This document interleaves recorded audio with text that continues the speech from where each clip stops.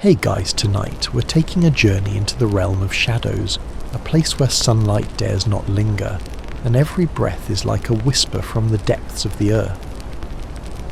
You're about to follow the footsteps of Persephone herself, the reluctant queen of the underworld, the one who laughed when no one expected it. You probably won't survive this story without a few shivers down your spine, but that's half the fun, right? So before you get comfortable, take a moment to like the video and subscribe, but only if you genuinely enjoy what I do here. And hey, let me know in the comments where you're listening from and what time it is. Nighttime stories always feel a bit spookier when shared. Now dim the lights, maybe turn on a fan for that soft background hum, and let's ease into tonight's journey together. You trudge slowly down a path paved with pale, worn bones. They crunch softly under your feet as though the earth itself wants you to feel each step, an ancient echo, a reminder that in this place death is never far away. The air here tastes of damp soil and iron, like an old cellar or a forgotten crypt. A flicker of torchlight glimmers ahead, but it doesn't warm you. It just carves the darkness into sharper relief. Persephone moves ahead of you, her figure cloaked in a robe as dark as midnight. She doesn't turn around, doesn't hesitate. Her steps are deliberate, like she's following a map only she can see. And maybe she is, because in this kingdom of Hades, every stone seems to remember her name. Every shadow seems to bow as she passes. Above the ceiling of this vast cavern is a dome of soot-streaked rock, shimmering faintly with veins of mineral light. If you squint, you might catch a glimmer of gold, fool's gold of course. Historians still argue whether these underground glimmers were ever mined for actual treasure, or if the ancients only saw them as ghostly illusions. Either way, they give the place an eerie grandeur, a cathedral of eternal night. As you follow Persephone deeper, you hear faint sounds, soft footfalls, distant sighs. The spirits of the dead are here drifting like pale memories. Some hover near the walls, hands outstretched as if still trying to grasp the life they once knew. Others crouch in corners, whispering secrets you'll never understand. One spirit's voice rises clear above the rest. Don't forget, she murmurs, her eyes two moonlit hollows. But forget what she doesn't explain. The underworld is a place of riddles, not answers. Persephone pauses at the edge of a narrow bridge, a span of cracked marble stretching over a chasm of darkness. She turns slightly, just enough for you to glimpse her face. It's pale, but there's a spark in her eyes, a flicker of something that doesn't belong in a place like this. She gestures for you to follow, and though your heart pounds like a war drum, you step onto the bridge. The bridge groans under your weight, but it holds.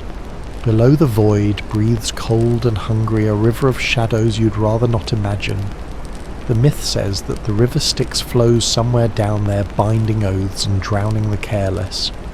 The ancients believed its water could kill you with a single sip, though some claimed it could also grant immortality. No one agrees, of course. Historians still argue whether the Styx was ever real, or just a poetic invention to keep mortals in line. As you cross, Persephone's hair glows faintly, a sheen of starlight woven through the darkness. The underworld's air plays with it, making it sway like a silver curtain. You wonder if it's true that Persephone was once the goddess of spring, all green shoots and laughter. It's hard to see that here, where everything is draped in mourning black. At the other end of the bridge, the ground rises into a gentle slope leading to a cavern wide enough to swallow a city. This is where Persephone's real journey begins. Here, the underworld seems to breathe around her walls of basalt, pulsing faintly as if listening to her footsteps. A windless hush hangs heavy in the air, so absolute you almost expect to hear your own thoughts echo back at you. But Persephone doesn't slow. Her steps are confident, purposeful. She knows this place even if you don't, and maybe that's the first crack in the silence of this realm, the knowledge that she belongs here even if she never wanted to. You catch a whiff of something sweet and sour, a fleeting scent of pomegranate that vanishes almost as soon as you notice it. That's the fruit of this kingdom, the promise of Persephone's captivity. The myth says she ate 6 seeds, some say 4, some say even just 1, and that taste sealed her fate. You wonder how something so small could weigh so heavy on her shoulders. Ahead, a set of steps carves its way into the rock, each one worn smooth by countless feet. You climb after Persephone, feeling the ancient chill seep into your bones. These steps aren't made for comfort. They're made for permanence. Each one feels like a small surrender to the darkness. At the top, a vast chamber unfolds lit by pale fires that never burn out. This is the Hall of Hades, where the King of the Dead waits on a throne of shadow and bone. But for now, the hall is empty, just the echo of your footsteps and the hush of Persephone's breath. She stands there, her head tilted back as she surveys the vaulted ceiling. It's painted with scenes of mortal life birth and death harvest and war. The colours are muted, but they flicker in the torchlight, telling stories no living eye has seen in centuries. A fringe detail catches your eye, a small carving tucked into the corner of the ceiling, a tiny crocodile with a mischievous grin. Crocodile dung sunscreen, the ancient Egyptians swore by it, and maybe the Underworld's artisans had a sense of humour about what mortals tried to preserve. You almost laugh at the thought, almost. Persephone closes her eyes and takes a deep breath. For a moment she looks like a queen at peace despite the darkness that swallows her whole. And you realise that this is only the beginning, her beginning and yours too. You're a guest in a kingdom of the dead, but you're also a witness to a moment no mortal should see. In the Underworld, every step is a choice. Every breath is a promise. And as Persephone stands in that silent hall, you understand that the story of her laughter is more than a myth. It's a spark of defiance in a world that never expected it. You take a breath deep and slow and feel the Underworld's heavy air settle around you like a damp cloak. The Hall of Hades looms behind you, silent as a mausoleum, and Persephone has already moved on her pale form, drifting ahead into another corridor. You follow your footsteps muffled on the worn stone, and the gloom seems to thicken around you with every step. This corridor is different, narrower, more intimate. Its walls alive with delicate frescoes that flicker in the cold torchlight. They tell stories, of course. Some you recognise, heroes descending to fetch loved ones, kings bargaining with death, and some you've never heard. A fox-headed god dancing with a skeletal queen. A river of starlight swallowing a fleet of ghostly ships. Historians still argue whether these images were meant as literal beliefs or just fevered visions from the minds of the ancient priests who painted them. Persephone's figure glides from panel to panel, her fingertips brushing the cracked paint as if it's familiar, almost comforting. There's no fear in her face, only a steady calm, the composure of someone who's learned to navigate the darkness. You can hear the faintest of murmurs, soft voices like a half-forgotten melody. The spirits of the Underworld are here too, whispering to each other in a language you can't quite catch. Every so often a breeze of icy air flits past, carrying a scent of burnt myrrh and sweet decay. You shiver, but Persephone doesn't pause. She knows these voices, these scents. They're as much a part of this realm as the rocks and rivers. At the end of the corridor you emerge into a vast chamber lit by flickering blue flames that cling to tall iron sconces. The floor is paved in obsidian polished to a mirror-like sheen, and your reflection stares back at you in pieces, fragments of yourself trapped in the stone. Persephone walks straight across her steps, unbroken, her eyes fixed on a dais at the far end of the room. The dais holds a table long and low, carved from basalt and inlaid with veins of silver that catch the ghostly light. This is the dining hall of the dead, though there's no warmth here. No laughter, no music, just an endless hush that settles into your bones like winter frost. Persephone sits at the table, her pale hands resting on the cold stone. Before her an array of dishes that might once have been a feast, bowls of gleaming onyx filled with pale pomegranate seeds, platters of bread baked to ash, pitchers of wine that glisten like spilled blood. This isn't food for the living, it's a meal for memory and myth. She picks up a single seed, rolls it between her fingers, the Underworld's contract sealed in the taste of something forbidden and sweet. She doesn't eat it now, but you can see the knowledge of it in her eyes she's eaten before, and that binds her here as surely as any iron chain.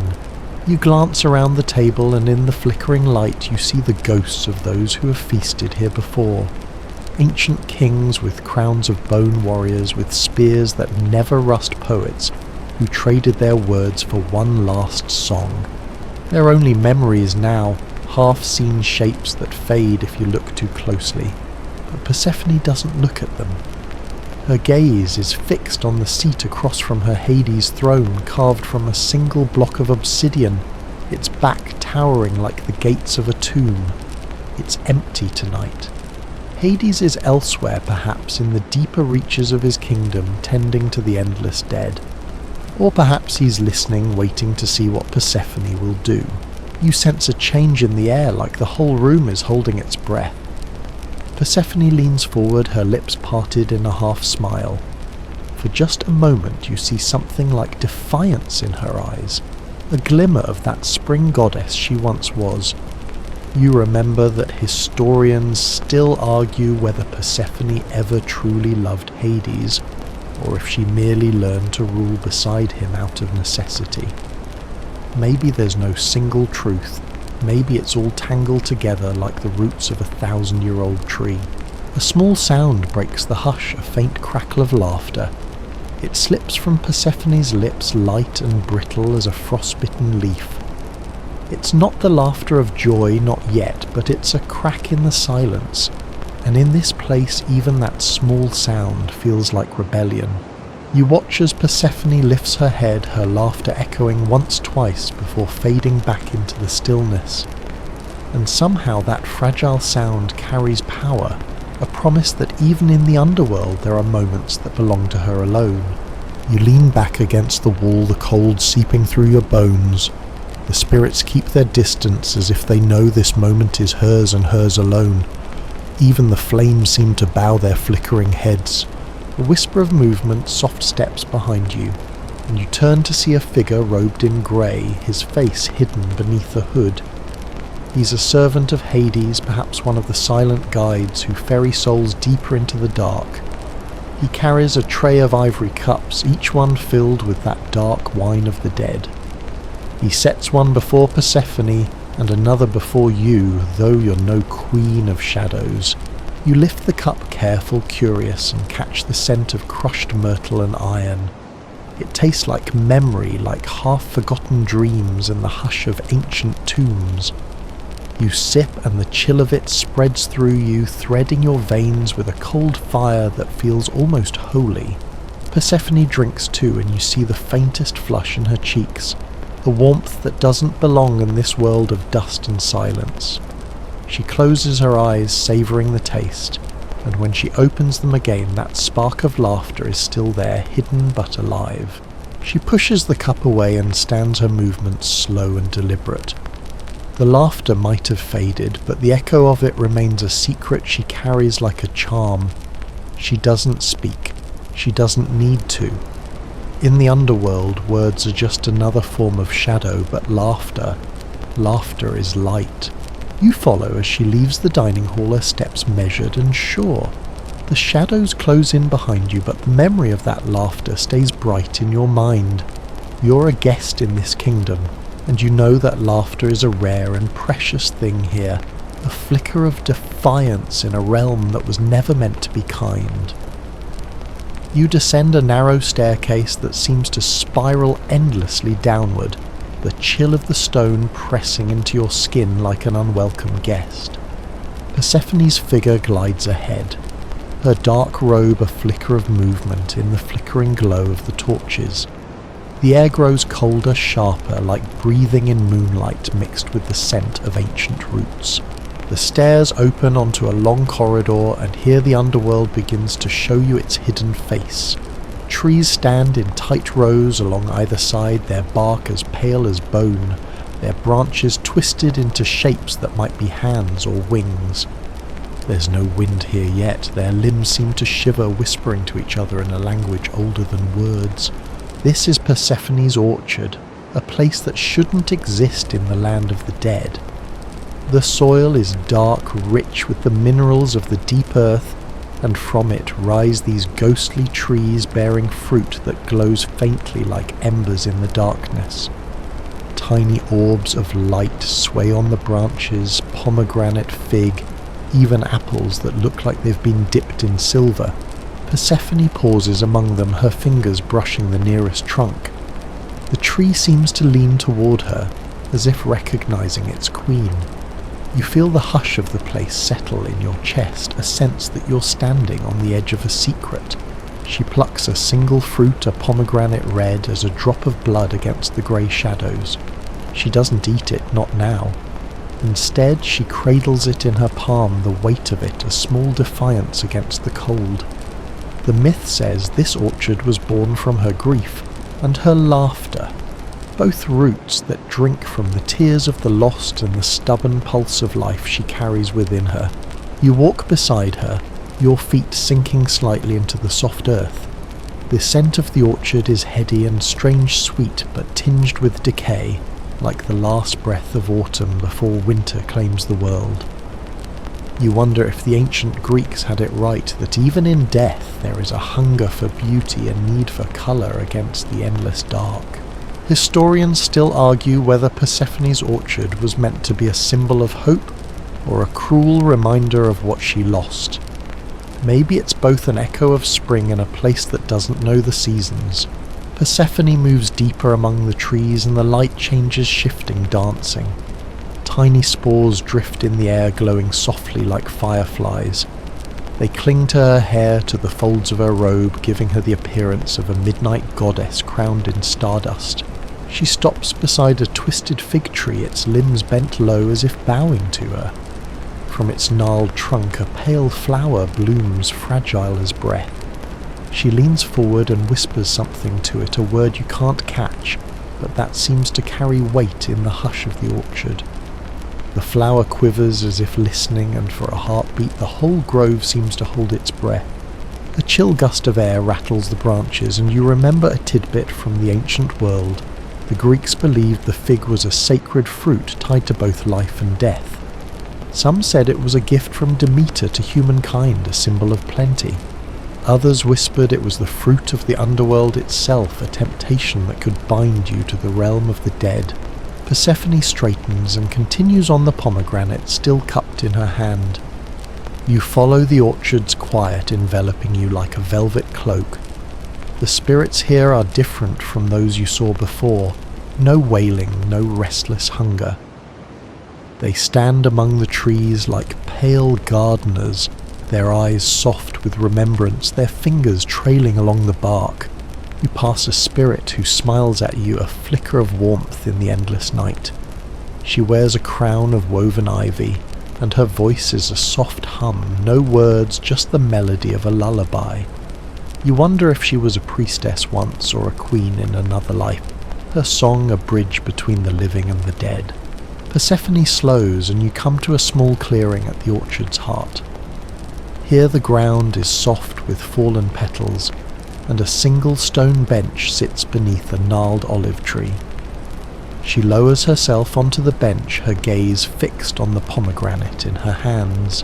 The hush around her grows deeper, like the world itself is listening.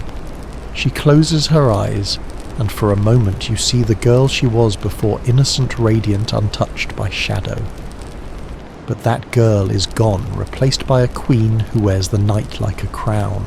She lifts her head and smiles faintly, a smile that doesn't quite reach her eyes. You realize that in this place laughter and sorrow walk hand in hand, each as sharp as the other. She presses her thumb into the pomegranate skin, and a single drop of crimson seeps out, glistening in the cold light. The orchard seems to sigh around you, as if the trees themselves can feel the weight of that single drop. You catch a whiff of that sweet dark perfume pomegranate and earth memory and longing. You remember another odd fact: the ancients believed that eating pomegranate seeds could bind you to the world below. But some also said the seeds carried the promise of rebirth, a cycle that never ends. Historians still argue over whether this was a punishment for Persephone, or a secret gift, a way to keep spring alive even in the heart of winter. Persephone leans back against the bench, her eyes half closed. The pomegranate glows faintly in her hand, a small sun in the kingdom of night. She hums softly a melody that threads through the orchard's silence, and for a moment you feel that this place, this dark, quiet grove, is hers entirely. A kingdom of roots and whispers of small rebellions and hidden laughter. You sit beside her, the scent of the orchard clinging to your skin. There's no need for words. The trees murmur around you, the spirits drift like memories, and in the hush of the underworld you understand even here where death is a constant. There is beauty, and there is laughter. You rise from the stone bench, your legs stiff from the cold and the hush that weighs on this place. Persephone stands too, the pomegranate still held delicately in her hand like a promise, or a secret she's not yet ready to share. She moves deeper into the orchard, and you follow your footsteps silent on the carpet of fallen petals. The trees grow taller here, their trunks twisted into archways that frame small alcoves of flickering light. In one you see a pale figure hunched over a table carved from onyx, weaving a garland of dried flowers. His fingers move with a slow, deliberate grace, and he hums a melody that echoes softly in the cold air. You wonder if he's one of Hades' servants or just another lost soul finding comfort in creation. Beyond him, another alcove glows with the light of countless candles, each flame a tiny star in the darkness. A spirit kneels there, her hands pressed together in silent prayer. You catch a glimpse of her face, calm, serene, as if she's found a sliver of peace in this realm of shadows. The underworld is a kingdom of endings, but it seems even here small rituals endure. Persephone pauses at the edge of the orchard, where the trees give way to a broad plaza paved in basalt. This is the feasting hall of the underworld, a place where the dead gather to share what remains of memory and longing. Long tables stretch out beneath a vaulted ceiling, carved with images of the constellations' faintly glowing patterns that shift as you watch, like the sky itself has come down to join the dead. Persephone steps into the hall, her presence as commanding as any queen's. She moves between the tables, her fingers trailing along the cold stone. The spirits here are silent, their faces turned toward the remnants of a feast platters, piled high with ashen bread goblets brimming with a dark, sweet wine that glistens like spilled starlight. You find your place at one of the tables, the seat hard and unyielding beneath you. The air tastes of iron and burnt myrrh, the heavy perfume of this kingdom. A servant in grey brings you a goblet and you lift it carefully, the liquid inside rippling with the faintest light. You sip and it tastes of memory of laughter that echoes in the dark, of tears that linger like salt on your lips. Persephone takes her place at the head of the hall, her eyes bright in the half-light. She doesn't speak, but she doesn't need to. Her gaze alone commands the attention of every spirit in the room. She lifts her own goblet, and for a moment the hush of the hall deepens as if the very stones are listening. She drinks, and you drink with her, the warmth of the wine a small rebellion against the cold. The spirits around you shift their whispers, rising like a tide, soft, insistent, a murmur of things long past. You catch snatches of old stories, a warrior who fell in battle, a queen who bargained her soul for love, a child who never saw the sun again. And through it all, Persephone sits in silence, her hands folded around the pomegranate in her lap. Her eyes flicker with something like amusement, a glint of that laughter she keeps hidden. You wonder what she sees when she looks at this feast of shadows. Does she see the echoes of the spring she once ruled? Or does she see the kingdom she now commands, its beauty, its cruelty, its unending night? The spirit leans across the table, his voice low and rough as stone. Do you know why she stays? He asks, his eyes two flickers of pale light. You shake your head, and he smiles faintly. Because even here she brings life. Because even in this endless dusk she laughs. You feel a shiver at his words, a ripple of something bright and defiant. The underworld is a place of silence, but laughter. Laughter is a spark that even death can't snuff out. A soft cough echoes from the far end of the hall, and you turn to see another figure step forward. He's tall, robed in black, his face hidden in the shadow of a deep hood. He carries a staff of twisted iron, its tip glimmering with a single ember of red light. He moves with a slow, deliberate grace, each step measured as if he's counting the seconds of eternity. This is one of the old ferrymen you realize, keepers of the passageways that crisscross the underworld like veins. His presence is a reminder that this realm is not static.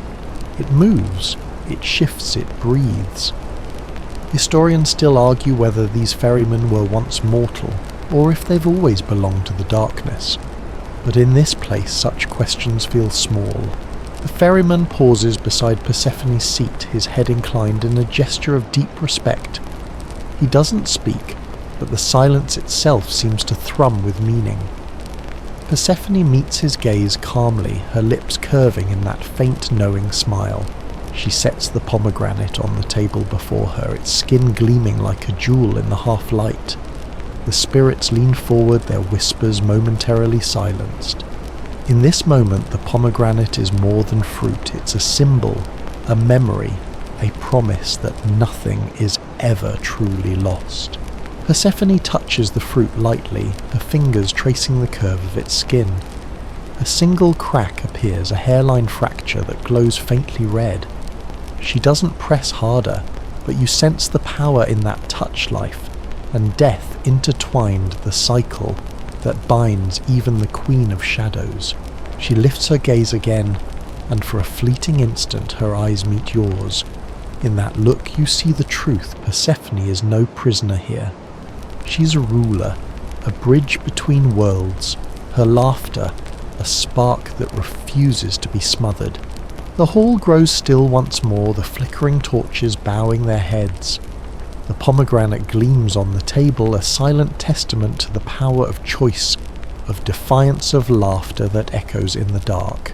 You take another sip of the wine and it burns sweet on your tongue.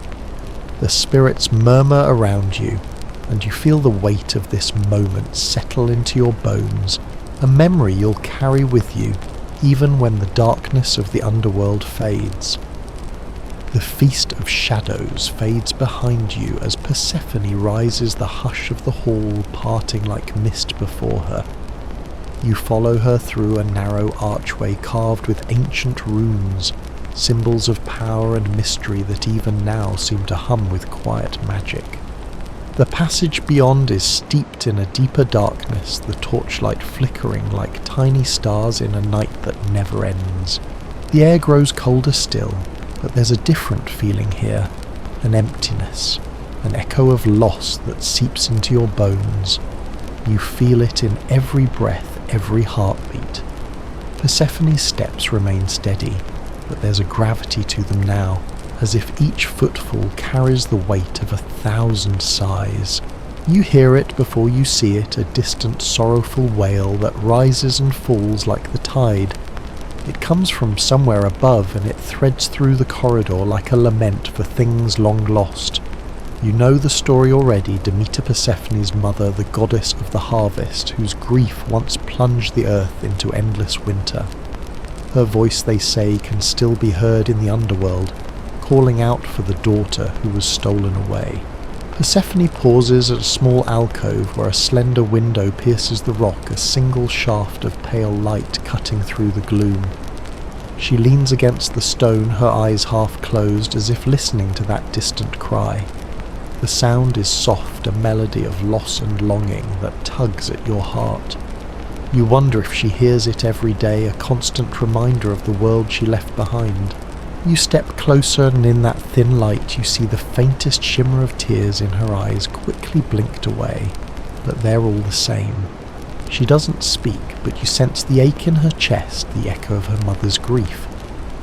Historians still argue whether Demeter's search was an act of love or a punishment for the world above, but in this moment it feels like both two halves of the same broken song.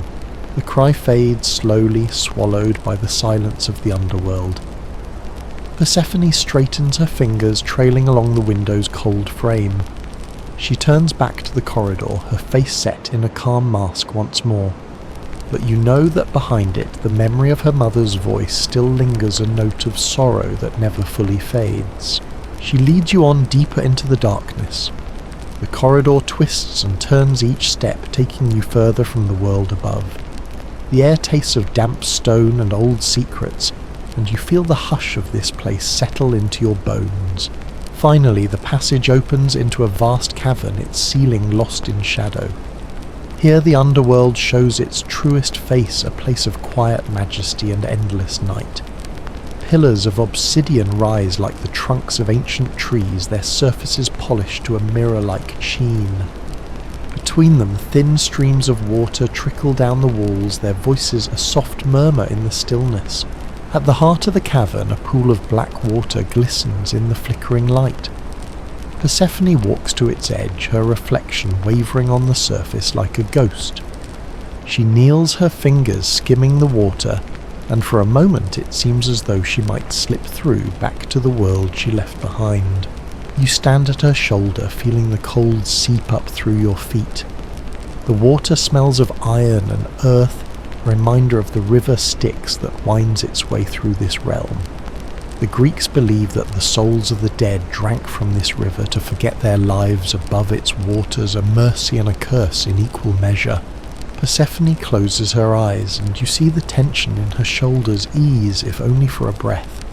She seems to draw strength from the stillness here, as though the weight of the underworld itself steadies her. And maybe it does, because in this place every shadow knows her name. A small quirky detail floats through your mind. Some ancient priests believed that the rivers of the underworld were fed by the tears of the living, that every sorrow above was echoed below. You wonder if that's true, if each drop of water here carries a story of grief and hope. Persephone dips her fingers into the pool, the surface shivering at her touch. Tiny ripples spread outward, catching the flickering torchlight and scattering it like shards of broken glass. She watches the ripples fade, her face calm, her eyes bright. You sense that this is a ritual for her, a moment of quiet communion with the kingdom she now calls home. When she rises, there's a softness to her expression, a hint of something warmer than the chill around you. She steps back from the water, her movements graceful as a whispered promise. You follow, your feet numb with cold, but your heart beating faster. In this place of silence, Persephone's calm is a kind of defiance, a refusal to be swallowed whole by the dark. She leads you along the edge of the pool, the water glimmering softly at your side. You pass a statue of a woman carved from black marble, her face turned skyward, her hands outstretched. There's something almost tender in the way she stands, as if she's caught in the act of reaching for something she can't quite touch. The ancients believed these statues held the souls of the lost silent watchers who remember what the living have forgotten. Persephone pauses before the statue, her fingers brushing its cold cheek. She leans in close, and for a moment she seems to whisper to it words meant only for the dead. The air tightens around you, the hush of the cavern growing deeper as though the underworld itself is listening. She straightens and turns to you, her expression unreadable, but her eyes bright with something like resolve. She lifts the pomegranate once more, the red of it gleaming against the black of her robe, and in that small vivid fruit you see the promise of everything. She's become a queen of the night, a keeper of secrets, a woman who can find laughter in the darkest of places. You feel the weight of her story settle into you like a stone, like a seed. In this realm of endless dusk, even a single drop of light can feel like a miracle. You step away from the black pool, the quiet of the cavern following you like a whisper that clings to your skin. Persephone moves ahead, her steps measured her robe brushing the cold stone. She carries the pomegranate like a talisman, its red skin gleaming in the half-light, an anchor to this realm and a promise of the world above. The corridor she leads you into now is narrower, its walls close enough to brush your shoulders, the air damp and heavy. The light here is strange, faint and silver, as if the moon itself has been captured and set behind these stones. You run your fingers along the cold rock, feeling the fine hairline fractures that web across its surface. This place is ancient, and it feels like it's still growing, still shifting in the dark. Persephone pauses and you see the faint shimmer of something on the air, a veil gossamer thin hanging like a curtain between this world and the next. You take a careful step forward and feel it shiver against your skin, a soft electric thrill that makes your breath catch. It's the veil between life and death, a boundary so thin it might vanish if you so much as breathe too hard. She reaches out her fingertips, brushing the veil, and it parts around her like water, silent and fluid. You follow, and the air on the other side feels colder, sharper.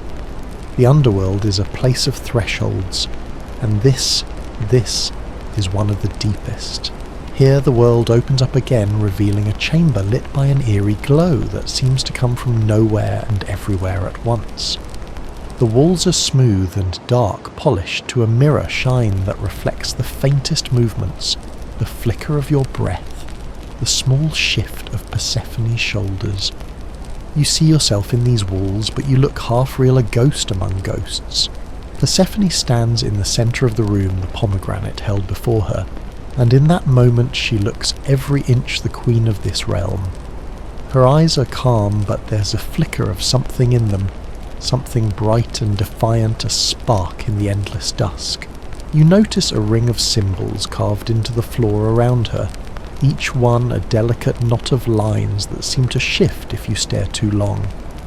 Historians still argue over what these symbols mean. Some say they're protective runes, others claim they're keys to forgotten doors.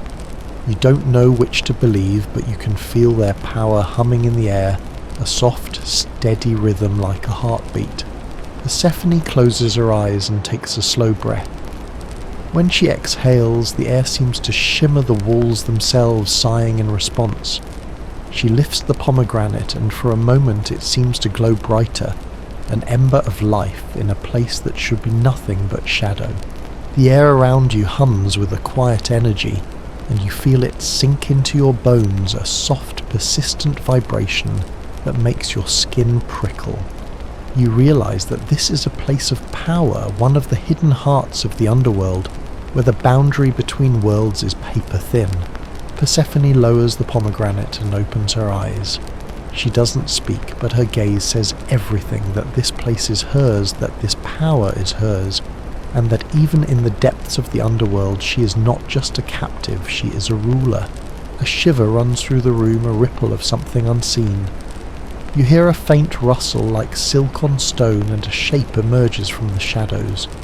It's a spirit tall, robed in grey, his face a pale blur beneath the hood.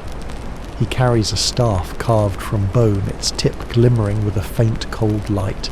He bows to Persephone, and she inclines her head in return. No words pass between them, no need. In the Underworld so much is spoken in silence. The spirit turns to you, and you feel his gaze settle on your heart, weighing and measuring like the scales of old myth. He raises a hand, and the air thickens, shimmering like heat on summer stone. You feel a twinge of unease, but Persephone's calm steadies you. This is her realm, and as long as you stand with her, the shadows can't touch you. The spirit steps back, vanishing into the gloom as quietly as he appeared.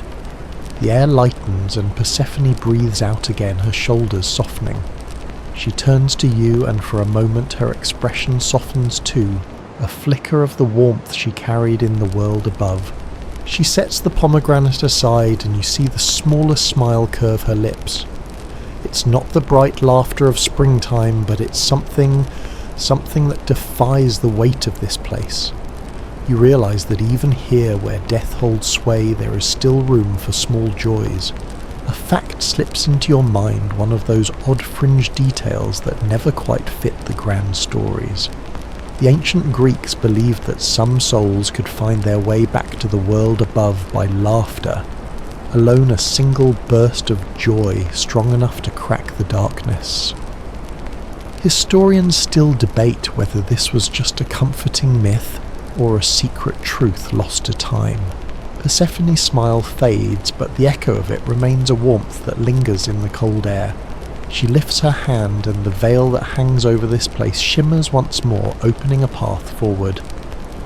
You step through with her, the cold silk of it brushing your skin, and feel the weight of the underworld shift around you like the slow turning of the earth. The corridor on the other side is lit by tiny flickering lights, will-o'-the-wisps that dance in the air, their glow soft and mischievous. You feel a small surge of wonder, a reminder that even in this kingdom of shadows, there are moments of beauty, small bright fires that refuse to be snuffed out. Persephone walks ahead, her head held high, her steps sure. She carries the pomegranate, once more its glow a small sun in the endless night. You follow her, your feet light on the stone, and for the first time since you stepped into this realm, you feel a spark of laughter in your own chest, a small defiant flame against the dark. The corridor leads you deeper still, the will-o'-the-wisps dancing ahead like a breadcrumb trail of soft living light. They flicker and fade as you pass their laughter, a faint echo in the quiet of the underworld. You reach out a hand to one, and for a moment it hovers close, a tiny mischievous spark that shivers against your fingertips before darting away. Persephone's steps remain steady, the pomegranate cradled in one hand like a flame she's determined to keep alive. You can't help but watch the way her fingers curl around it, light almost tender, as if it's both a burden and a promise. You remember the old stories, how she became queen of this place, not through force, but through quiet resolve. Historians still argue whether she ever truly accepted this role, or if she simply learned to wear it like a second skin. The corridor opens into a smaller chamber, its walls etched with strange patterns that catch the wavering light.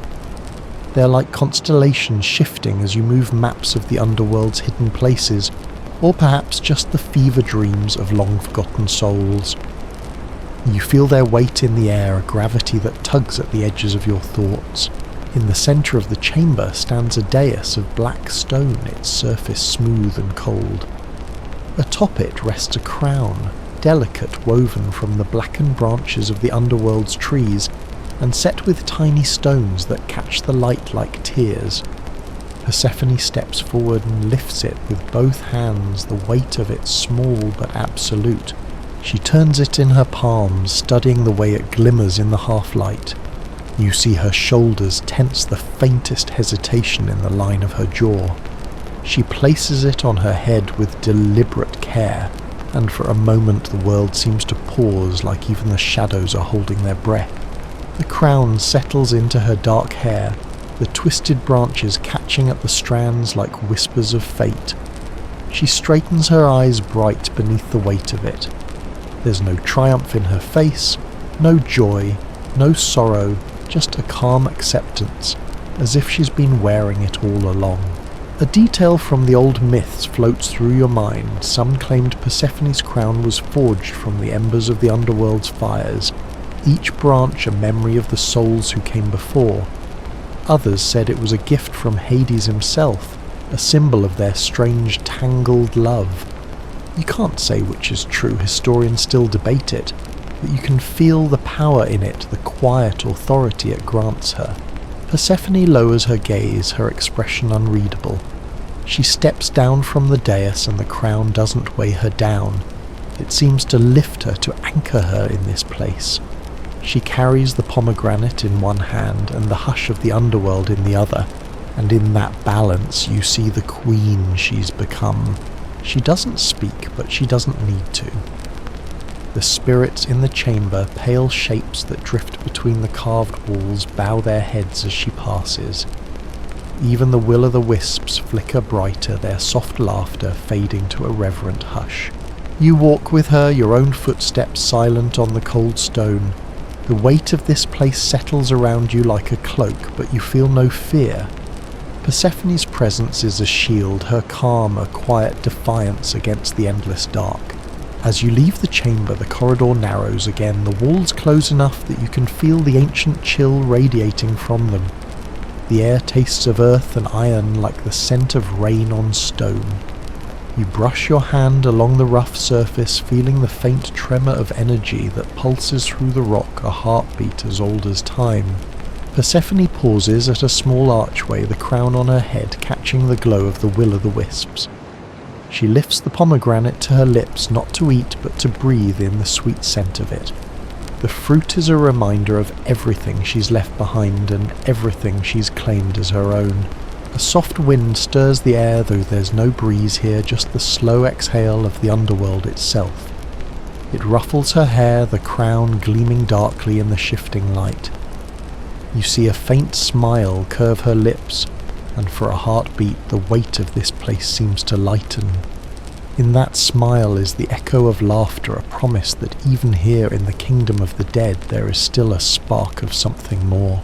A quirky fact drift through your thoughts. The ancient Greeks believed that laughter could chase away spirits of ill omen, that a well-timed joke was stronger than any charm. You wonder if Persephone knows this, if that smile is her own kind of spell, an armour woven from the simple, stubborn act of joy. She steps through the archway and you follow the darkness softening around you like velvet. The corridor beyond is lit by a faint glow that pulses like a distant heartbeat, and you feel the hush of it settle into your bones. You realise that in this place everything has a purpose, every breath, every whisper, every flicker of light. The underworld is a kingdom of endings, but it's also a place of quiet beginnings of seeds that wait in the dark for their moment to bloom. Persephone walks ahead, her steps unhurried, her shoulders squared beneath the weight of her crown. She carries the pomegranate like a small sun, and in its glow you see the promise of spring, the memory of laughter, the quiet defiance of a queen who has made the darkness her own. And you follow your own laughter, a small echo in the hush, a reminder that even here where shadows gather and silence reigns, there is still light to be found. You move through the corridor, the hush of the underworld, folding around you like soft, heavy velvet.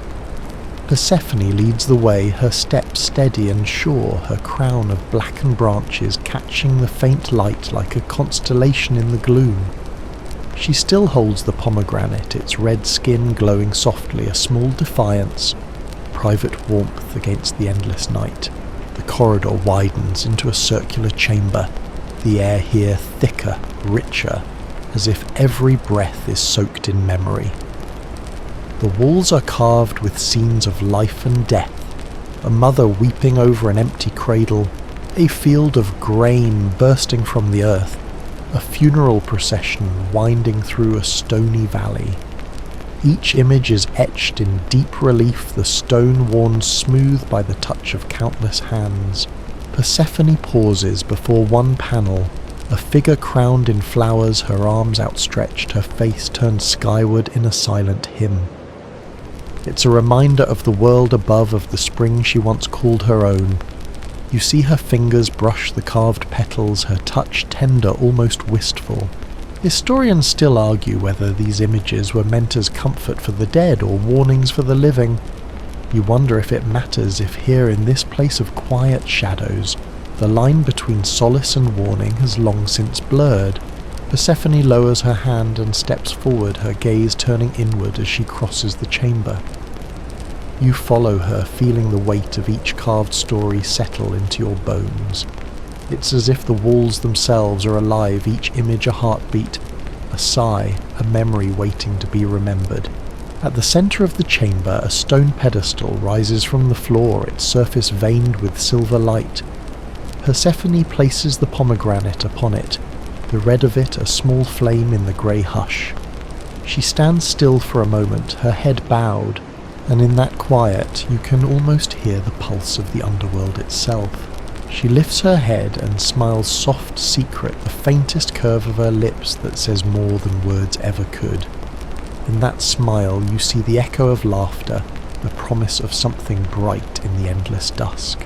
A small, strange detail drifts through your mind in some ancient cults.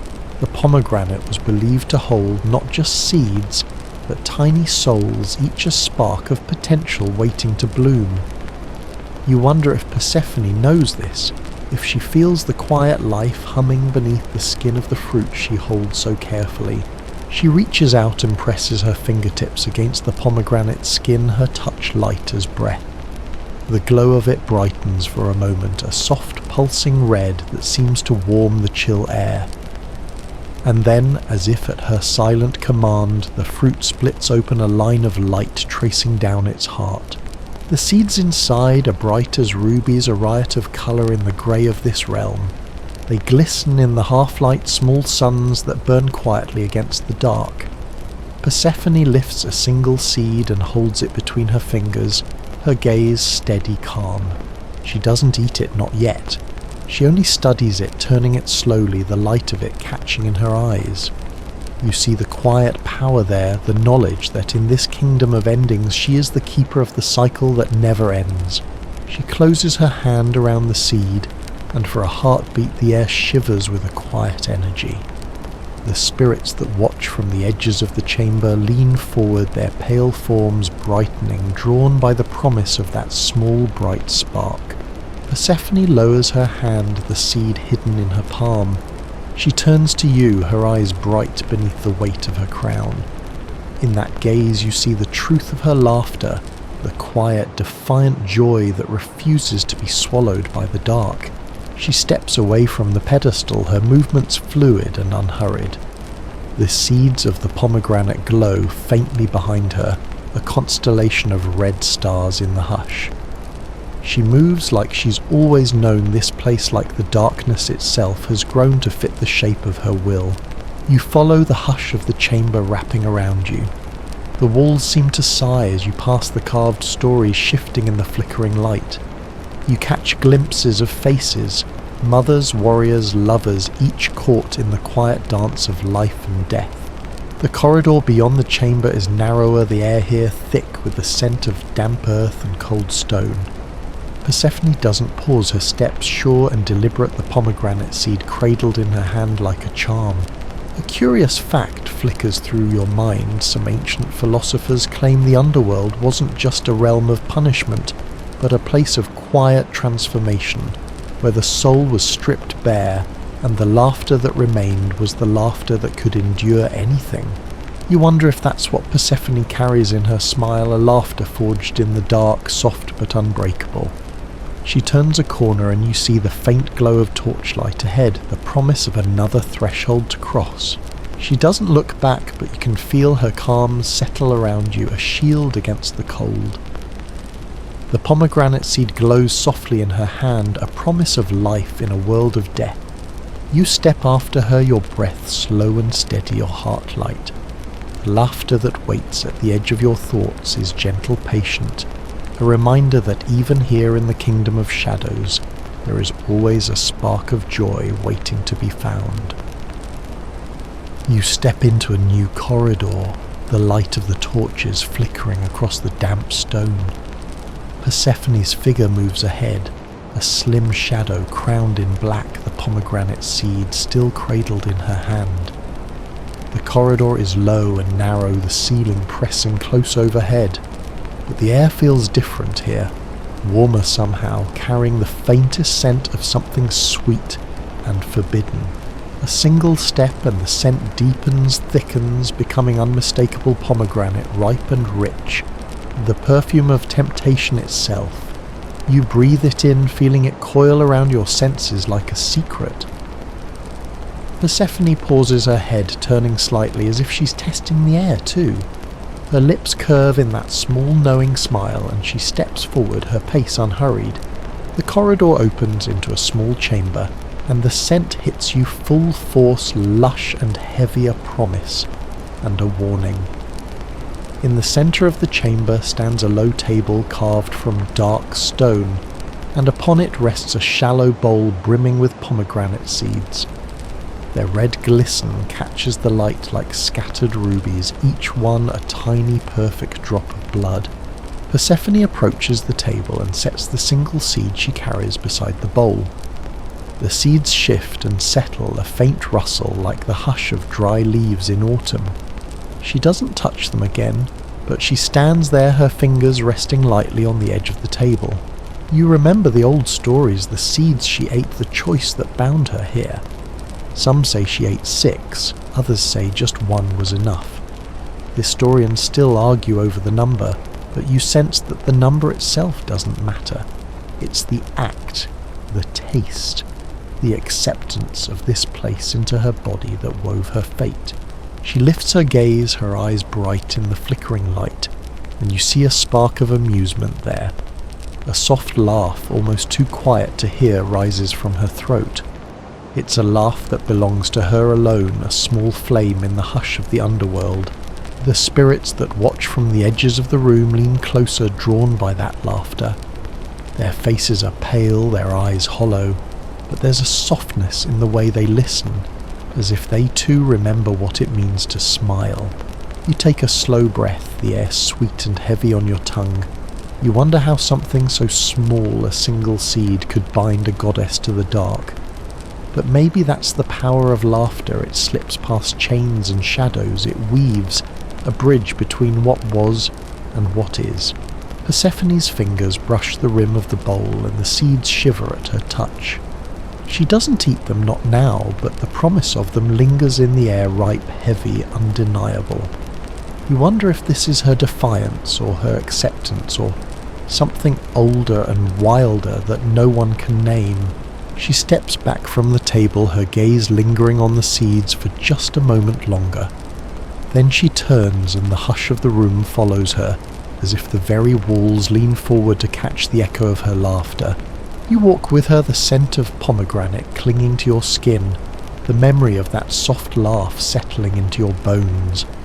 The corridor beyond is brighter, the torchlight warm and steady, and you feel the weight of this place lift a little, like a sigh of relief.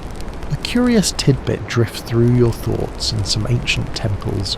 Pomegranate juice was used in rituals of renewal, painted on the skin like a promise of new life. Maybe that's what Persephone carries in her laughter, a promise that even here in the kingdom of death, something new can still take root. She moves with that quiet assurance, each step measured and deliberate, the pomegranate seed still held lightly in her hand. You watch the way her fingers curl around it, the way the light catches in the curve of her crown. She looks every inch a queen, but there's a softness in her eyes that belies the cold majesty of this place. You turn a corner and the air changes again, the scent of pomegranate fading to something earthier. Rich soil green shoots the whisper of growing things. Persephone slows her head, tilting as if she's listening to a voice you can't hear.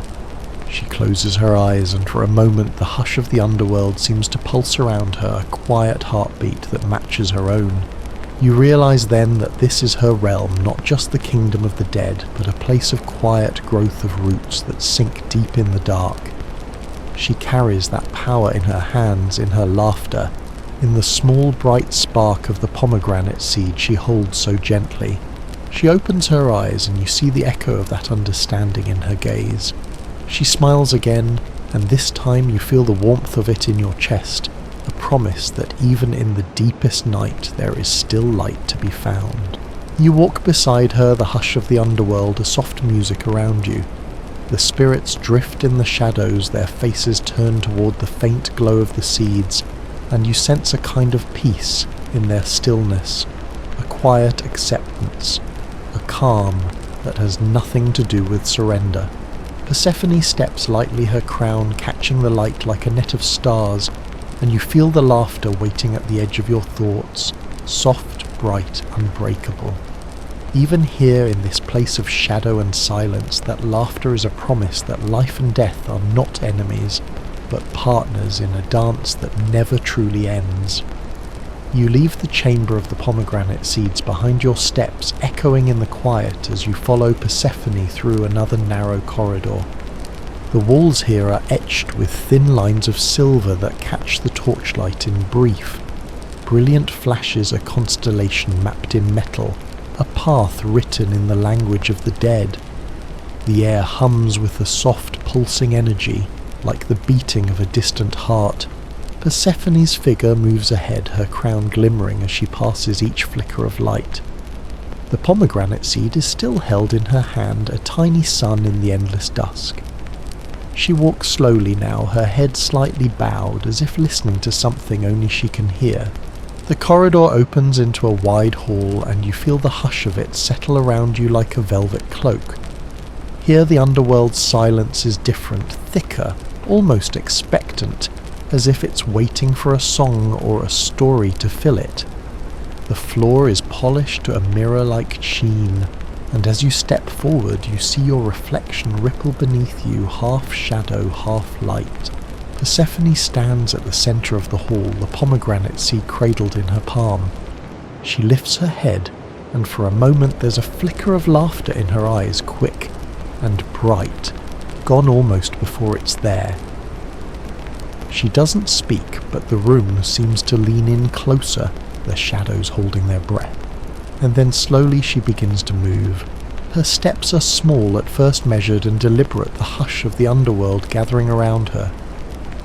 She turns in a slow circle, her robe sweeping the polished floor, the flicker of torchlight catching in the weave of her crown. The pomegranate seed glows softly in her hand, a single point of red in the grey hush.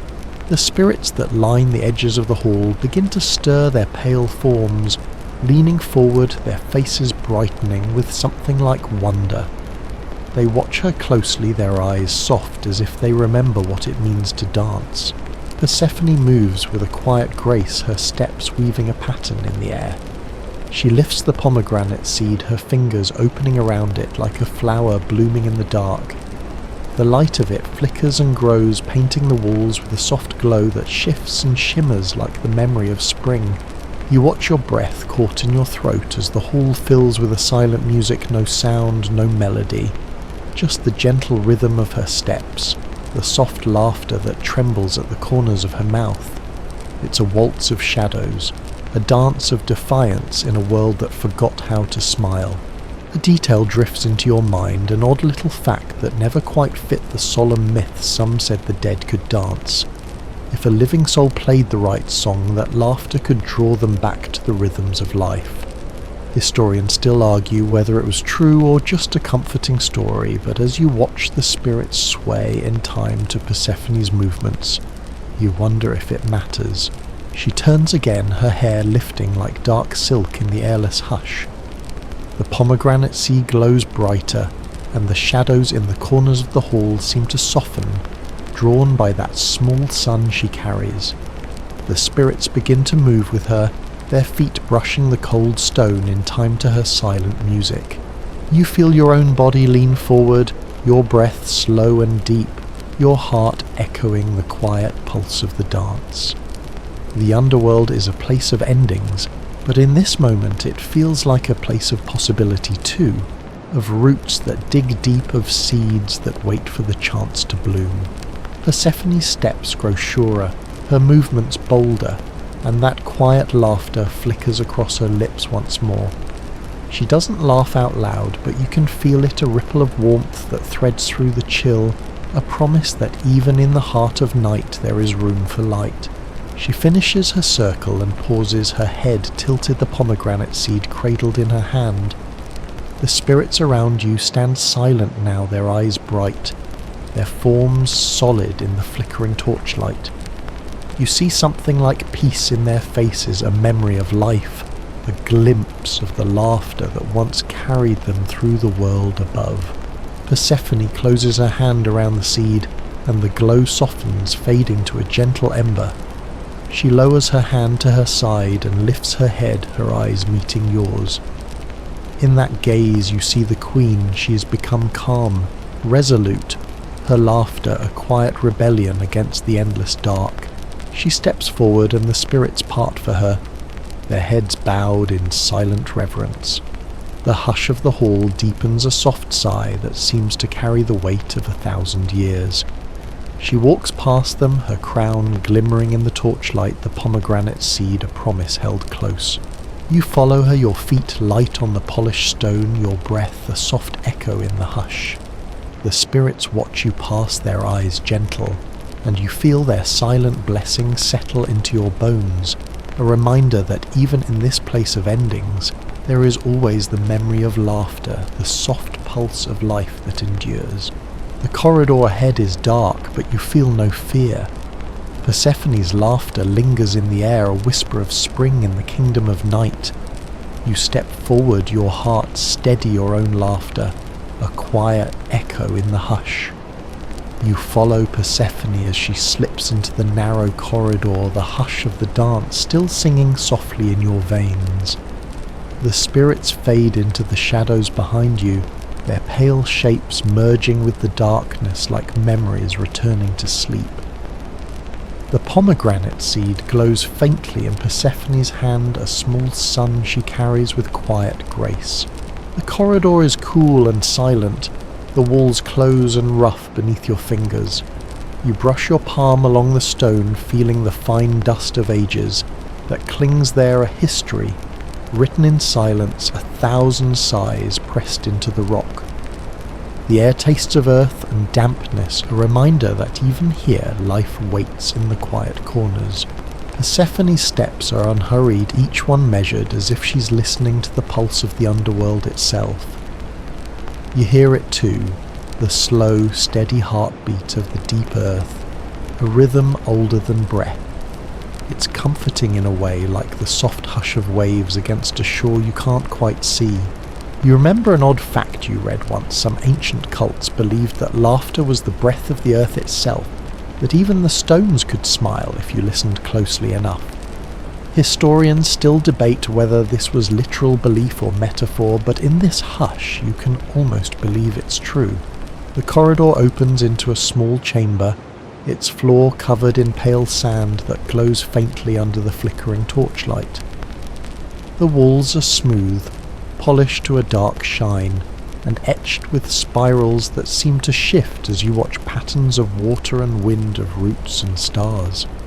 It's a quiet place, but there's a weight to it, a feeling that this is a space of decisions. Persephone kneels in the centre of the chamber, the pomegranate seed resting in her palm. She lowers it to the sand, pressing it gently into the soft grains. The red of it glows for a moment, bright as a heartbeat, before the sand folds over it, the light fading into the earth. She sits back on her heels, her hands resting in her lap, her head bowed. You feel the hush deepen the air, heavy with the promise of something new. The underworld holds its breath, the silence soft and absolute. You watch her, the curve of her shoulders, the calm in her breath. She doesn't move, but you can sense the power that radiates from her, a quiet strength that has nothing to do with crowns or thrones. She is the queen of this place, not because she was given power, but because she claimed it in every breath, every laugh, every seed pressed into the waiting dark. The spirits gather at the edges of the chamber, their pale forms shimmering like mist. They don't speak, but their presence is a chorus of silent voices, a witness to this small, perfect act of planting. In their stillness there is a kind of reverence, a recognition that even here, where everything ends, something can still begin. Persephone lifts her head, and her eyes meet yours. There's a quiet light in them, a glimmer of laughter that doesn't need sound to be heard. She smiles, and you feel that smile echo in your own chest, a warmth that cuts through the chill of the underworld, like a sunbeam in the heart of winter. She rises slowly, her movements graceful and unhurried. The spirits part for her, their forms bowing slightly as if the hush itself has grown soft in her presence. She steps lightly across the sand, her bare feet leaving no mark, the hush wrapping around her like a cloak. You follow her, your breath steady, your heart light. The underworld feels different now, less like a tomb, more like a seedbed, a place where laughter can take root even in the deepest night. The corridor ahead glows faintly, the torchlight warm against the cold stone. A thought slips into your mind, a curious, almost absurd detail. The ancient Greeks believed that crocodile dung made a good sunscreen. You laugh softly at the absurdity of it, and the sound of that laugh lingers in the hush, a tiny spark of defiance against the endless dark. Persephone glances back at you, her eyes bright, her lips curved in a small knowing smile. She doesn't say anything, but you can feel the amusement in her gaze, like she's heard that old story too, and in it she finds a moment of unexpected delight. She turns away and you follow the hush of the underworld shifting around you like the slow breath of something ancient and patient. You walk in silence, but it's a comfortable silence, a quiet that hums with the memory of laughter and the promise of something new. The corridor narrows again, the walls close, and warm beneath your fingertips. You brush your hand along the rough stone and you feel the faint tremor of life hidden in the deep earth roots that remember the sun seeds that dream of the sky. Persephone walks ahead, her crown catching the torchlight, her steps steady and sure. The pomegranate seed she planted rests behind you, a promise folded into the earth. You can't see it now, but you feel its glow in your bones, a quiet reminder that even here where shadows reign, there is still light waiting to be born. And so you walk, laughter soft on your lips, the hush of the underworld, a gentle hum in your ears. Persephone's laughter echoes in the quiet, a promise that even in the kingdom of the dead there is still life and there is still joy. You follow Persephone into a passageway where the air grows warmer, softer, as if you're moving closer to the beating heart of the underworld itself. The walls here glow faintly with veins of mineral light, tiny threads of silver and gold that snake through the rock, catching the torchlight in delicate flashes. They remind you of rivers winding across a map, or the fine lines of a palm tracing destinies, both written and unwritten. Persephone's steps are unhurried, her robe sweeping the stone like the hush of wind over water.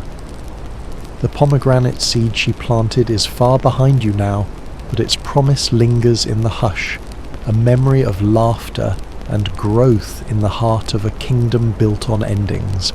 You round a gentle curve and find yourself in a small alcove, its floor smoothed by centuries of quiet footsteps. The ceiling is low, and a single thin trickle of water seeps from the rock, winding its way down to vanish into the dark earth. It sings as it moves, a thin silver voice in the hush, a song of patient time. Persephone kneels at the water's edge, cupping her hands to drink. The water glistens in her palms, and you catch the faintest scent of wet stone and moss, an echo of the rivers that flow above of life that runs in quiet channels, even here far beneath the sun. You remember an odd fact: some ancient priests claimed the underworld springs held the memories of the dead, that each drop carried a story of laughter or sorrow. Historians still argue if those springs were real, or just the fever dreams of poets. But as you watch Persephone drink, you wonder if truth and myth might be two sides of the same coin. She drinks slowly, her eyes half closed, her breath calm and measured. When she lifts her head, a single drop clings to her lips, bright as a star. She wipes it away with the back of her hand, her smile soft and secret. The hush of the underworld leans closer, listening to that smile as though it's a promise. She stands and turns her gaze lingering on the water for just a moment longer. You see the glimmer of thought in her eyes, the way she weighs each step, each breath, as if every choice is a seed she plants in the darkness. She doesn't speak, but the hush speaks for her, a soft promise that even here in the depths there is always a path forward. The corridor ahead widens into a space that glows with an eerie, gentle light. You step through a low arch, and the hush expands around you, turning warm and bright. Before you lies a garden, an impossible garden alive with pale blossoms that seem to glow from within their petals white as moonlight. Persephone walks among them, her fingers brushing the soft blooms. They lean into her touch, their light flickering brighter as she passes. You feel the hush of the underworld deep in the air, thick with the perfume of night-blooming flowers, sweet, heady, and just a little bit wild. You wonder if this is another of her quiet rebellions, a garden that has no place in a kingdom of the dead yet thrives all the same. Each flower is a small defiance, a quiet flame against the endless dark. The hush seems to smile at the thought, a soft laughter that echoes beneath your feet. Persephone pauses beside a pale rose, its petals edged in silver. She leans in close, her breath warm on its bloom. For a heartbeat it seems to glow brighter, as if it shares a secret only she can hear. She plucks a single petal and holds it to her lips, and in that gesture there is something both tender and unyielding, a reminder that beauty can grow even in the heart of shadow. A fringe detail drifts through your thoughts. The ancients believed that certain flowers could guide souls safely through the darkness, their scent a thread of light to follow. You wonder if these blooms serve the same purpose here, a quiet map in a land where maps are useless. Persephone walks deeper into the garden, and you follow your feet sinking softly into the earth. The hush of the underworld feels gentler here, like a hand pressed lightly to your shoulder, steady and calm. The air is thick with the scent of green things, and you breathe it in, feeling your heart steady beneath the weight of it. She pauses beside a small spring that bubbles up from the dark stone, the water clear and bright. She cups her hands again, and you see the way the water clings to her skin, each drop a tiny, perfect mirror. She drinks, and you drink too, the cold of it sweet on your tongue, the hush of the garden wrapping around you like a blanket. She lifts her head and smiles at you, the warmth of it catching in the hush. In that smile you see the echo of every bloom, every drop of water, every spark of laughter that refuses to be swallowed by the dark. You walk together through the garden, the hush of the underworld alive with the soft music of roots and leaves. The flowers lean into your steps, their glow a gentle light that guides you onward. And in the hush, you feel the quiet laughter, but Persephone carries a promise that even in the kingdom of endings, there is always something waiting to bloom. You move deeper into the garden, the hush growing softer with every step. The pale blossoms sway gently in the still air, their glow a quiet rebellion against the gloom. Persephone walks ahead, her steps light her crown, catching the garden's faint radiance. The pomegranate seed is gone, planted deep in the hush, but its memory lingers in the soft glimmers around you. The path winds through the garden and you see glimpses of water, tiny rivulets that thread through the earth singing softly in the silence. They catch the glow of the flowers, scattering silver light that pools in the hollow of your palm when you dip your fingers in. The water is cold, sweet, a small comfort in a world of endings. Persephone pauses by a low stone wall, its surface worn smooth by centuries of quiet patience. She rests her hand on the cool stone and you feel a ripple in the air, an echo of laughter that trembles through the hush. It's not loud, not a sound at all, but you feel it like a breath against your cheek, a reminder that in this place even laughter can be gentle. A curious detail comes to mind in some ancient texts. The underworld was said to be lit by a faint otherworldly glow, not of fire but of memory. Historians still argue if this was poetry or belief, but here in this garden of silver flowers and soft water, you feel that memory is its own kind of light. Persephone steps over the low wall, her robe brushing the pale blossoms. Beyond the wall lies a grove of trees with leaves the colour of dusk, soft purples, deep blues edges traced in a silver so faint it seems to flicker in and out of sight. She reaches up and plucks a single leaf, holding it in the glow like a fragment of the sky. She offers it to you, and you take it, the leaf weightless in your hand, cool as moonlight. It smells faintly of earth and rain, and when you hold it close, you feel the hush settle deeper around your heart, a quiet promise that you're exactly where you're meant to be. Persephone smiles, and for a moment the hush seems to laugh with her, a soft ripple of delight that echoes in the quiet. She turns and continues down the path, her steps unhurried, each movement a gentle command to the hush itself. You follow the leaf cradled in your hand like a charm.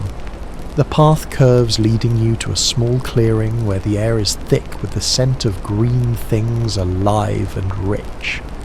At the centre stands a pool, its surface as smooth as polished stone. The water glows faintly, a soft blue that seems to pulse in time with your breath. Persephone kneels at the edge of the pool, her fingers skimming the surface. The water shivers under her touch, and for a moment you see the reflection of the crown she wears, the pomegranate glow that still lingers in the hush. She leans forward, her lips parting as if to whisper to the water, and the hush itself seems to lean in listening. She doesn't speak, but the pool ripples softly, the glow of it brightening. You kneel beside her, your breath slow, your heart steady. The hush of the underworld feels like a living thing here, tender and watchful, as if it's wrapped itself around this moment, holding it close. A small quirky tidbit slips into your thoughts. In one old folktale, laughter was said to be a river that flowed backward in the underworld, a current of bright memory that even the dead couldn't resist. You smile at the thought, and the pool shivers again, a faint echo of that laughter in the hush. Persephone lifts her head, her eyes bright in the glow of the pool. She dips her hand into the water once more, and when she withdraws it, a single drop clings to her fingertip. She touches it to your forehead, the cold of it bright and clear. In that touch you feel the promise of laughter, of warmth of life that refuses to be forgotten. She rises her robe, whispering over the soft earth, and you follow the hush of the garden, cradling your steps. The pool behind you glows faintly, a memory of laughter that will linger long after you've moved on. Persephone leads you back through the grove of dust-coloured leaves, each step quiet, deliberate. The hush deepens around you, but it's no longer heavy. It's warm, gentle, like the pause between heartbeats, the breath before a smile. You realise as you walk that the hush itself has changed. It's no longer just silence. It's a listening, a waiting, a space for laughter to grow. Persephone carries that space in her steps, her smile, the soft glow of her crown. And in that quiet you feel the echo of your own laughter, small and bright, a seed planted in the hush. The garden fades behind you, the silver flowers and soft water folding back into the dark. But you carry the memory of it with you, the glow of the pool, the scent of green things, the soft bright weight of the leaf in your hand.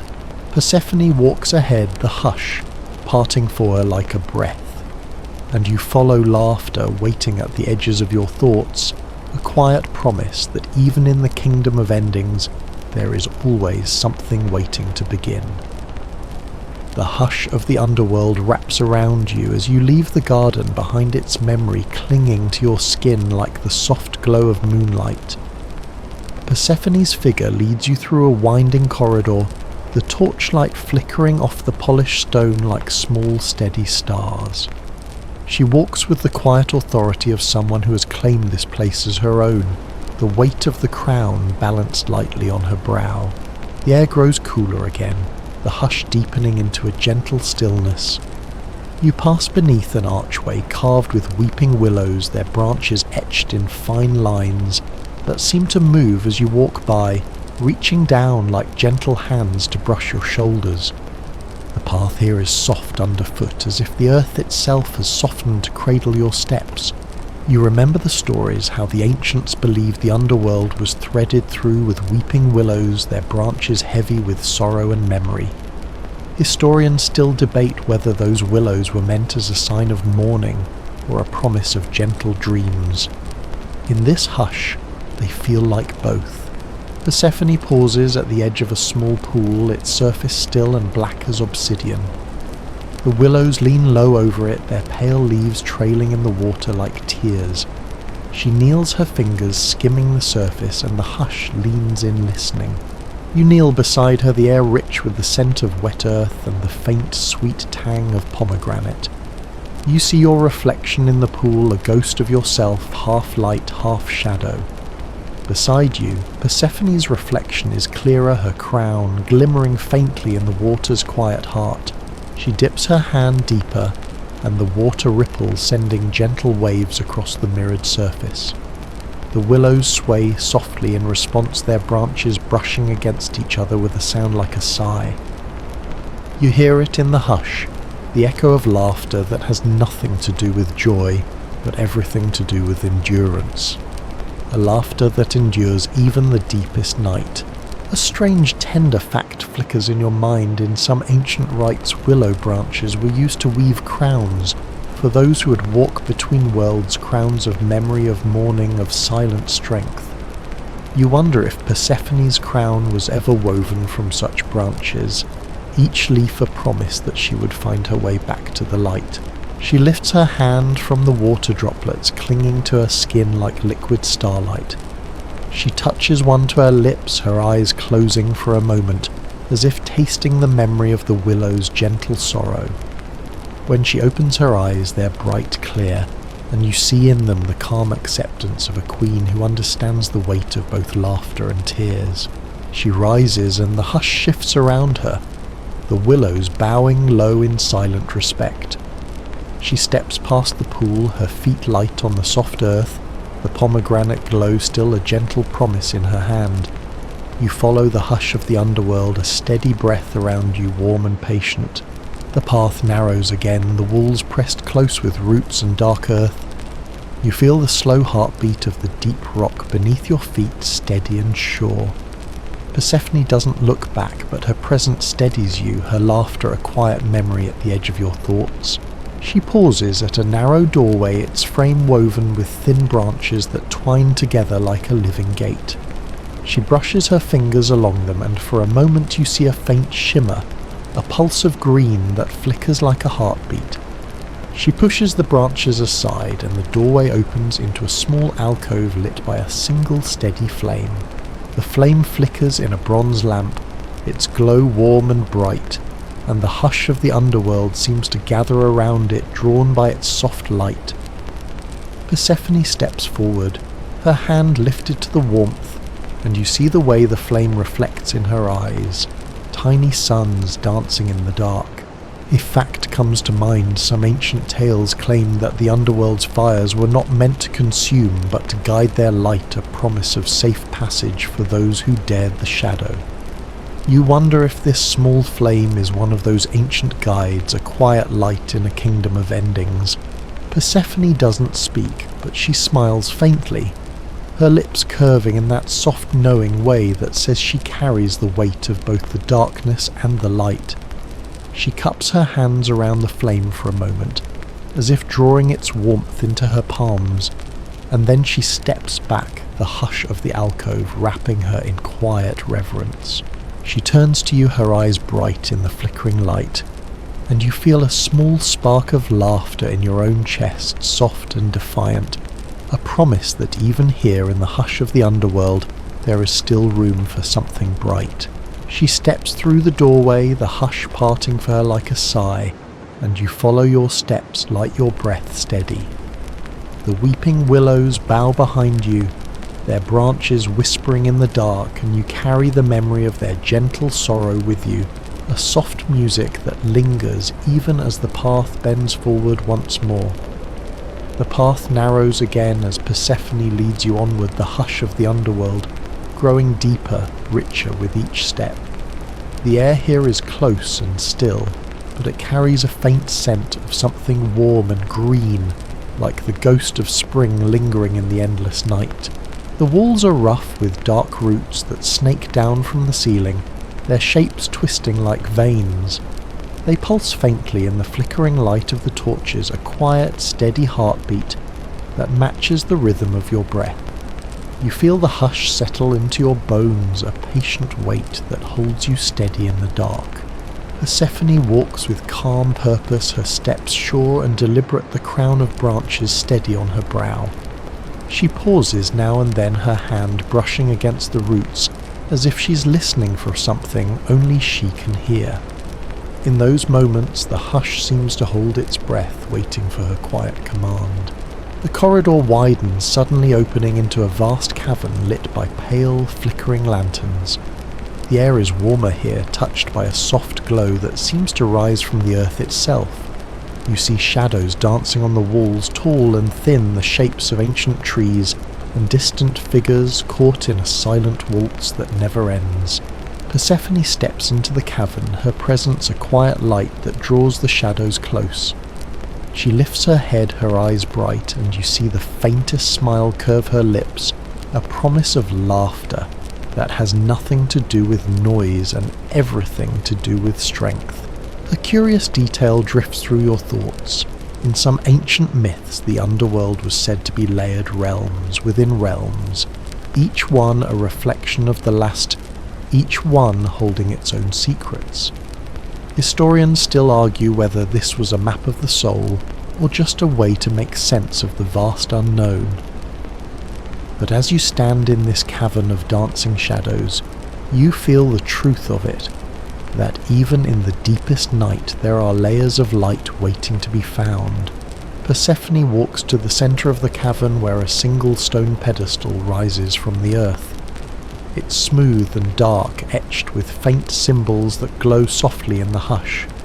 She places her hand on it, and the air shivers a ripple of quiet energy that spreads through the cavern like a breath.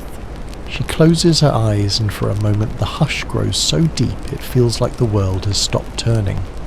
The shadows on the walls pause in their dance, the light of the lantern steady and bright. You hold your breath, feeling the weight of the moment settle around you like a cloak. When she opens her eyes, there's a warmth there, a soft, bright glimmer that catches at the edges of your thoughts. She lifts her hand and the pedestal glows brighter, a pale, steady light that seems to push back the darkness a little more. The hush softens around you, and in that quiet you hear a faint murmur, a whisper of laughter, a memory of something gentle and enduring. Persephone smiles, and you see it in her face, the calm certainty of a queen who has claimed both her darkness and her light. She steps back from the pedestal, her movements fluid and sure. The cavern holds its breath, and the shadows resume their slow dance, their shapes shifting like smoke in the warm glow. You realize that this place isn't just a kingdom of the dead, it's a realm of quiet power, of roots that dig deep and laughter that refuses to fade. A fringe detail flickers in your mind. Some ancient texts claimed that Persephone's laughter could coax new growth even from the deepest stone, that her voice was a promise of life in a place that had forgotten how to bloom. You wonder if this is true or just another story to comfort mortal hearts. But as you watch her smile, you feel the truth of it in your own breath. She turns to you, her eyes bright beneath the quiet weight of her crown. She doesn't speak, but she doesn't need to. Her presence is a language all its own, a quiet command to trust the hush, to find the light that waits in every shadow. She walks back toward you, her steps light on the stone, and you follow your breath, slow and steady, your laughter a soft echo in the hush. The cavern fades behind you, the warmth of it lingering in your chest, a quiet promise that even in the kingdom of endings there is room for something bright. The corridor ahead is lit by small flickering lanterns, their light a gentle map in the dark. You walk with Persephone, your steps light your heart calm. The hush of the underworld holds you steady, a patient witness to each breath, each small defiance of laughter that flickers at the edge of your thoughts, and in that hush you feel it, the quiet promise that even here in the heart of shadow laughter can bloom like a seed pressed deep into the dark earth, small and bright, a flame that refuses to go out. The corridor grows narrow again, its walls pressed close with a quiet insistence, the hush deepening around you, like the slow breath of the earth itself. Persephone walks ahead, her crown, catching the glow of the flickering lanterns, her steps measured and calm. The hush follows her like a gentle shadow, and you feel the weight of it settle into your bones, soft, steady, patient. You round a bend and come to a narrow river of silver water, its surface still and clear as glass. It flows through the rock like a thread of moonlight, a path carved by time and memory.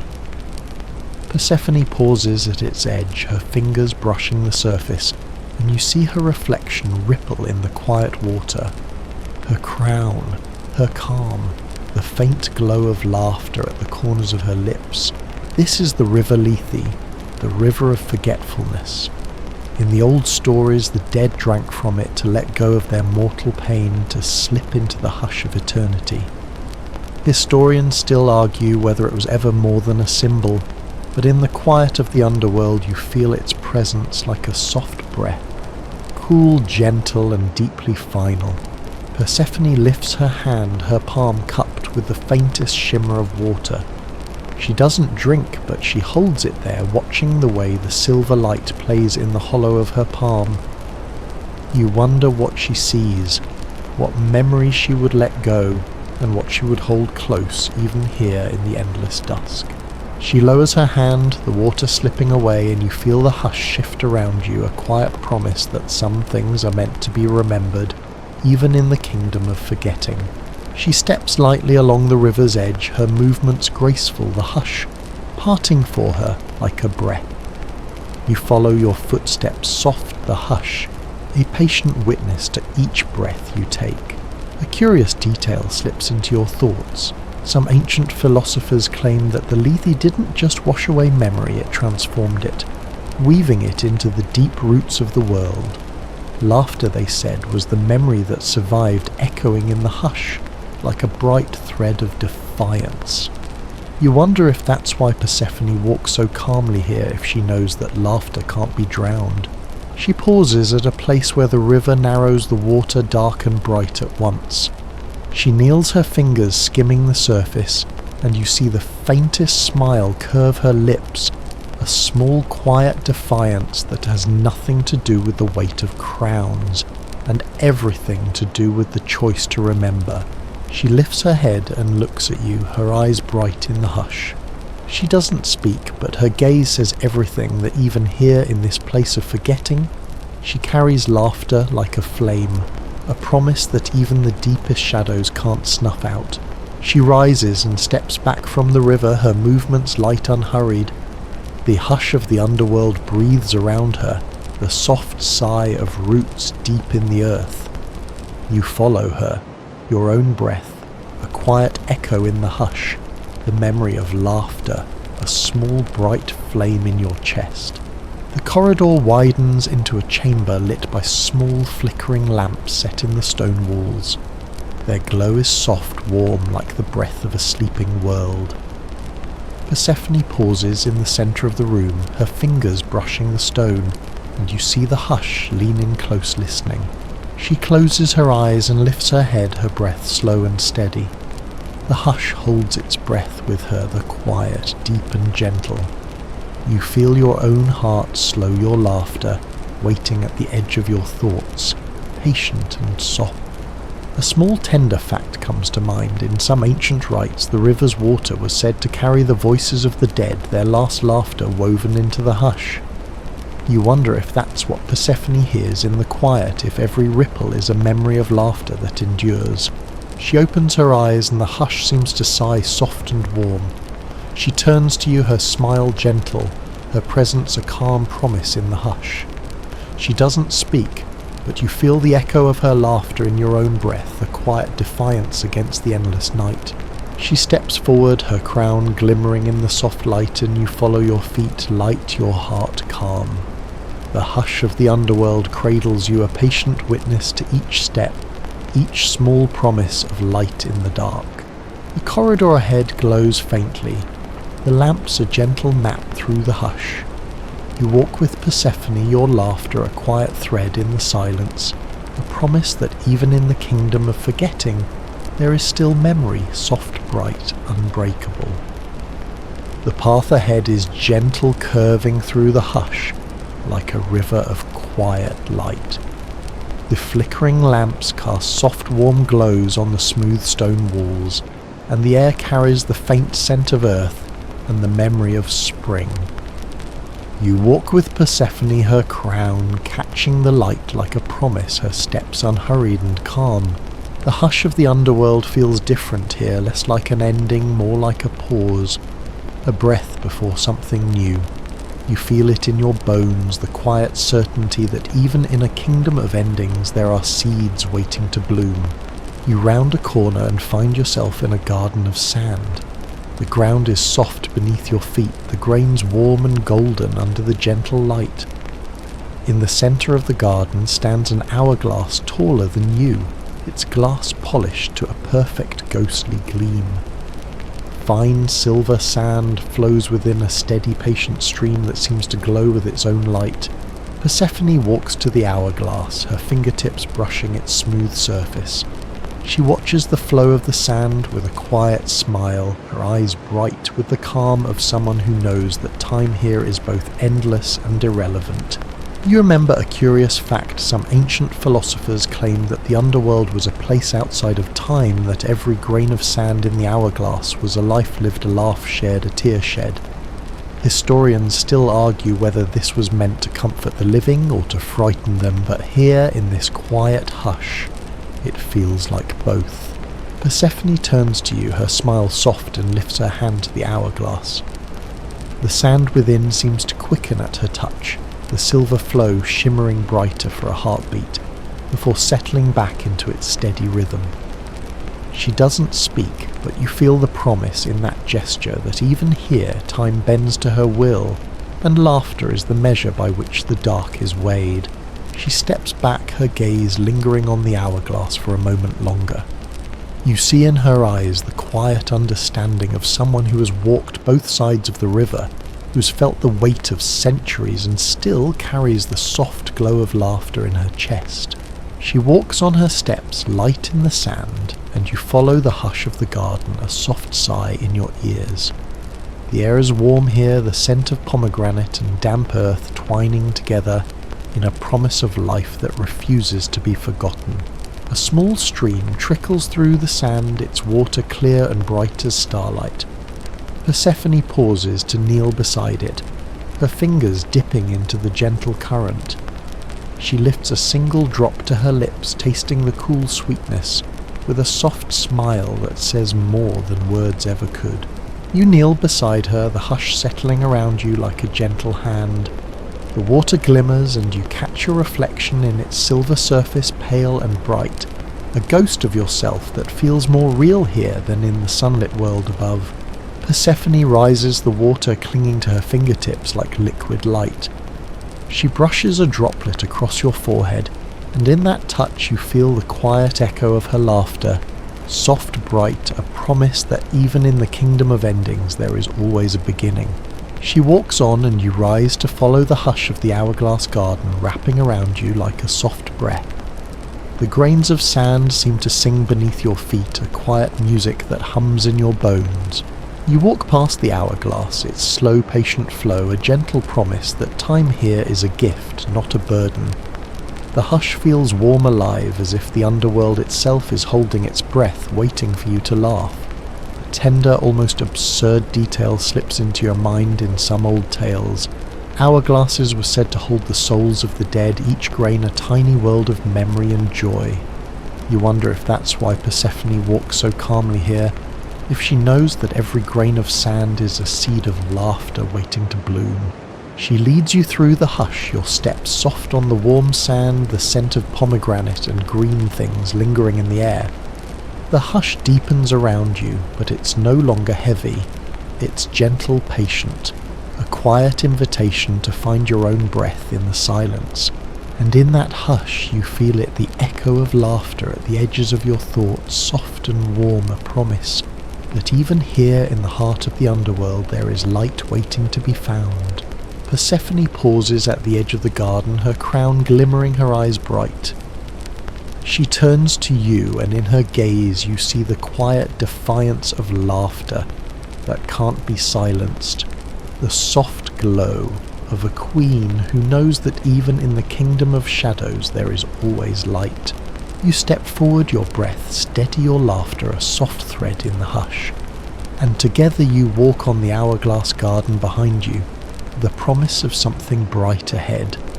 You follow Persephone as the hourglass garden fades behind you, its soft glow lingering in your thoughts like a warm ember. The hush of the underworld grows deeper, a patient breath that seems to settle into your bones with each step you take. The path ahead is narrow, and winding the walls of smooth dark stone, flickering with the gentle light of small ancient lanterns. Persephone's presence is a quiet guide. Her steps measured, her shoulders squared beneath the crown of twisted branches that glimmers faintly in the flickering glow. She doesn't speak, but you feel the calm in her breath, the soft defiance in the set of her jaw, like laughter waiting at the edge of a sigh. You remember a curious detail from old stories that some believed the underworld was woven through with fates and futures, each breath a thread in the great tapestry of existence. Historians still argue whether these tales were meant to explain or to comfort, but in this quiet hush it feels like both. The corridor opens into a vaulted hall, its ceiling lost in shadow, its floor inlaid with delicate mosaics of pale stone. The designs shimmer in the lantern light, spirals and stars' roots that twist and curl across the floor like the memory of old growth. The hush here is almost reverent, a soft murmur that seems to hum beneath your feet. Persephone pauses at the centre of the hall, her fingertips tracing the mosaic's gentle curves. She closes her eyes, and the hush gathers close around her like a cloak of velvet night. When she opens her eyes again, they're bright and clear, a quiet challenge in their depths. She kneels and presses her palm flat against the mosaic, and for a moment the hush seems to lean in closer, listening to the quiet power she carries. You watch as the lines of the mosaic shimmer softly, the roots and stars pulsing with a faint light, a heartbeat written in stone. She rises and turns to you, her smile soft but sure. You realize that this is a place of weaving, of choices made and threads pulled taut, a place where laughter can slip through the cracks of destiny and find its way into the world. The hush seems to echo that understanding, a soft sigh that drifts around you like a promise. You step forward, your feet brushing the cool stone, and you feel the pulse of the mosaic in your own breath, a quiet rhythm that threads through the hush like a promise. A tender fact comes to mind. Some ancient poets claimed that laughter was the loom of fate, that every giggle or sigh was a thread woven into the tapestry of the world. You wonder if Persephone believes this, if she feels the threads of her own laughter binding the hush together. She steps away from the mosaic, her head high, her crown of branches steady. She walks across the hall, her movements unhurried, her breath calm. The hush parts for her, the soft light of the lanterns flickering like small steady flames. At the far end of the hall, a tapestry hangs from the wall, its colours muted in the dim light. Persephone lifts a hand to brush its edge, her fingers light the hush of the underworld gathering close. The tapestry shivers faintly at her touch, as if it remembers every breath she's ever taken. She doesn't speak, but you see the softness in her gaze, the quiet understanding of a queen who's seen both light and shadow, and learned to find the laughter in both. She steps back, and the hush deepens around her, a gentle sigh that settles into the quiet of your own breath. You walk beside her, your footsteps soft the hush, a patient witness to every heartbeat. The tapestry seems to shimmer in the corner of your eye, scenes of life and death, of growth and decay, of laughter that threads through every story. The hush holds them close, a promise that even here where endings gather there is always the echo of something bright. A small, almost silly detail flickers in your thoughts. In some ancient festivals, children would laugh as they wove garlands of flowers, their giggles a spell against the weight of the world. You feel that same soft laughter echo in the hush around you, a gentle defiance that brightens the quiet night. Persephone leads you from the hall, the hush parting for her like a soft sigh. You follow the weight of the underworld light on your shoulders, your breath steady and calm. The hush is no longer just silence, it's a tapestry of laughter and memory, woven in the dark by a queen who understands that even the quiet can sing. She steps into a new corridor, the lantern light warm on her crown, the hush soft and patient around you. You feel the echo of your own laughter at the edge of your thoughts, a bright thread that binds you to this place of shadows and memory, and you walk on your steps, steady your heart light. In the hush you hear the quiet promise of Persephone's laughter, a gentle thread in the endless night, a reminder that even in the underworld there is always something waiting to bloom. You leave the hall of woven fates behind, the hush of the underworld deepening around you like a slow exhale. Persephone leads the way, her figure calm and sure, her crown glimmering softly in the flickering light. The hush holds steady, warm and quiet, a patient witness to every breath, every heartbeat.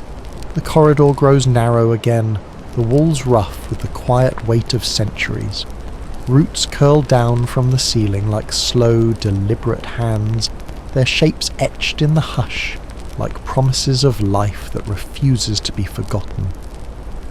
The air tastes of earth and cool stone, and you feel the calm of it settle in your chest, a quiet music in the dark. Persephone pauses at a bend in the path, her fingers brushing the roots as if greeting old friends.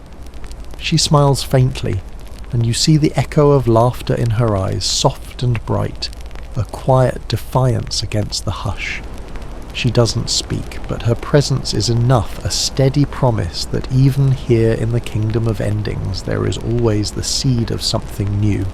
You step closer, your breath slow, your heart calm. The hush leans in around you, listening patient.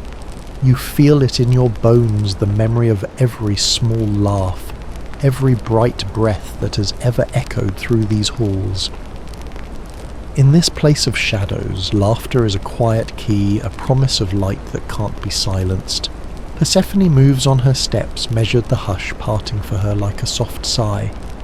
You follow your feet, light on the cold stone, your laughter a warm thread in the quiet night. The corridor opens into a wide chamber lit by a single flame that burns in the heart of a black bowl. Its glow is steady and warm, painting the stone walls with gentle light. The air is still, the hush deep and calm, a quiet that feels like the breath of the world itself. Persephone walks to the flame, her hands cupped around its gentle glow. She doesn't speak, but she lifts her head, her eyes bright with a calm power that seems to shimmer in the hush. You see the memory of every step she's taken, every breath she's claimed, woven into the light of that small flame.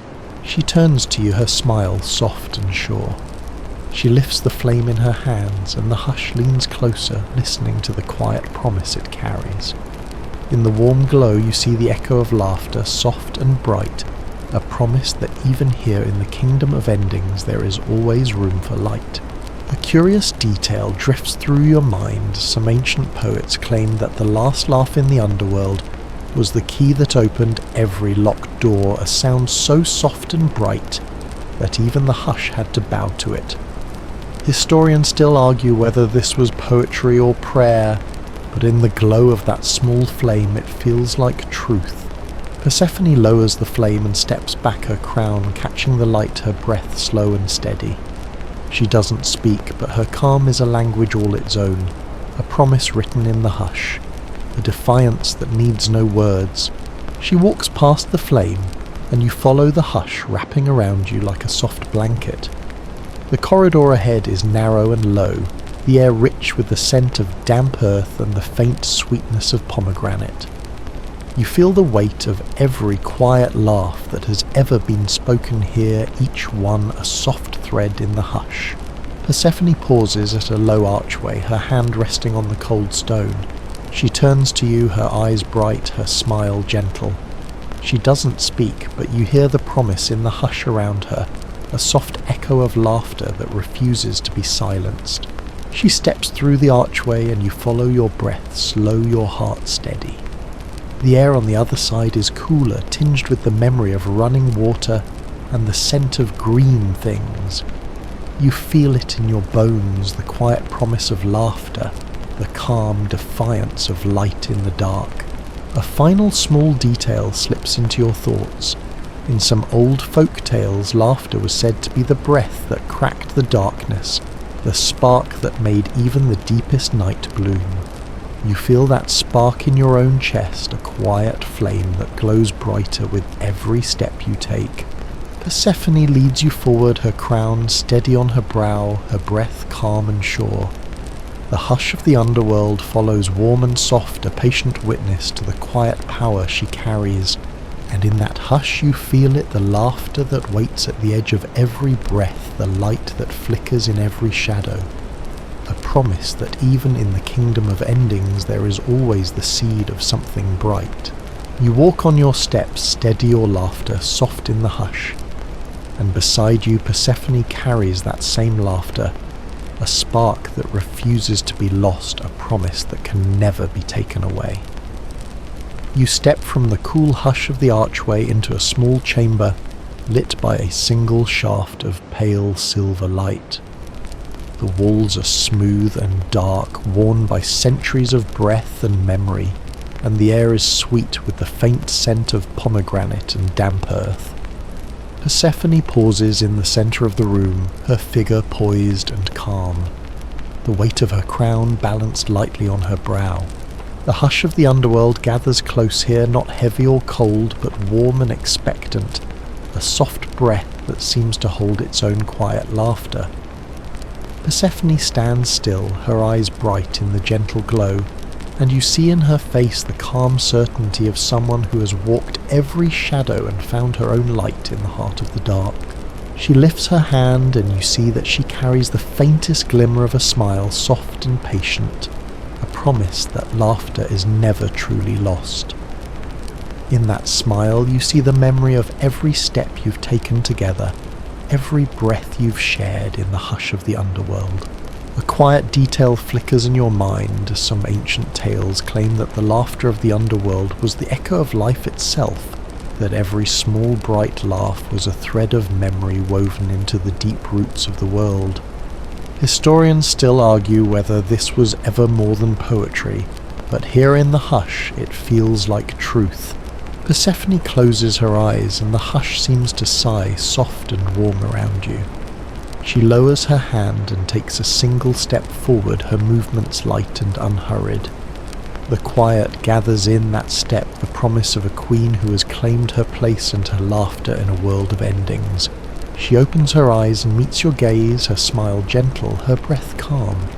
She doesn't speak, but in that silence you hear the soft echo of laughter that defies the darkness, a promise that even in the kingdom of the dead there is always light waiting to be found. She steps past you, and you follow the hush of the underworld, a soft whisper in your ears, the memory of laughter bright and warm in your chest. The corridor ahead glows faintly, the light of the small lanterns catching the curve of her crown, the soft gleam of the pomegranate's memory in her hand. You walk together, your breath slow and steady, your laughter a quiet thread in the hush. These spirits of the underworld stand at the edges of the path, their pale faces turned toward you, their silent smiles a blessing in the soft dark. You feel their gentle presence, a reminder that every breath, every step is a quiet defiance, a soft promise of something bright. Persephone pauses at a low doorway, the hush gathering close around her like a gentle hand. She turns to you, her eyes bright, her smile soft. She doesn't speak, but the hush speaks for her, a quiet promise, that this isn't the end, that even here in the kingdom of endings there is always the echo of laughter waiting to be found. She steps through the doorway and you follow your breath, steady your heart light. The air on the other side is fresh and cool, tinged with the scent of green things and the soft promise of spring. The hush of the underworld fades behind you, its warmth lingering in your chest like a memory of laughter that can't be silenced. You stand beside Persephone, the faint glow of the dawn touching the edges of her crown, the gentle warmth of the sun, a soft caress on your skin. She lifts her head, her eyes bright, and you see in her smile the quiet promise of life that waits in every shadow, the soft defiance of laughter that can't be stolen away. You take a deep breath, the hush of the underworld still singing softly in your chest. You feel it there, a quiet flame, a small bright laugh that can't be dimmed. And in that breath you know that even in the kingdom of endings there is always something waiting to begin. The hush of the underworld softens now, folding around you like a gentle sigh. The air is warmer here, touched with the scent of earth and the faint promise of spring. You feel the weight of the journey you've shared, the quiet breath of the shadows, the soft glow of laughter that endures even in the deepest night. Persephone stands beside you, her presence a calm warmth in the cool air. Her crown of branches glimmers softly, and in her smile you see the promise of something bright and gentle waiting to bloom. The hush wraps around you, both patient and tender, a soft breath that carries the memory of every quiet laugh you've shared. You take a slow breath, feeling the hush settle deeper in your chest, a quiet comfort, a gentle reminder that every ending holds the seed of something new. The path ahead is bathed in the pale light of dawn, the shadows soft and warm around the edges. You feel your heart slow, your breath ease, the soft echo of laughter settling in your thoughts, like the last note of a favourite song. The underworld fades behind you, its quiet weight a memory of shadows and soft sighs. In its place you carry the hush and the laughter. It cradled a promise that even here, where endings gather, there is always something bright waiting to bloom. The hush lingers in the air around you, a gentle song that hums in your bones, steady and calm. You take one last breath, the air sweet with the scent of green things and the soft glow of memory. And you know that even in the kingdom of endings, laughter will always find a way to echo in the dark,